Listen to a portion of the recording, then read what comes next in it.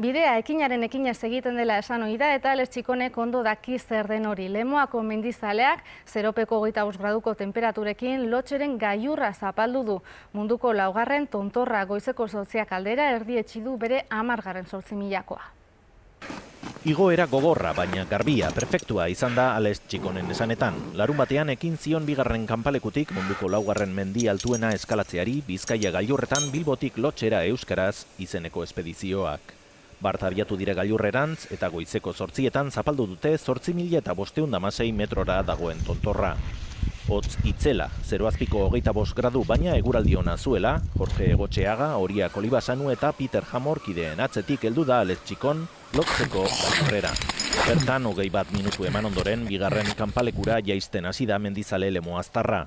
Nekeak jota, baina pozik dagoela esan die Txikonek espedizioko laguntzaileei satelite telefono bidez. Eguraldia lagun bigarren kanpalekura laster iristea espero du, han merezitako atsedena hartzeko.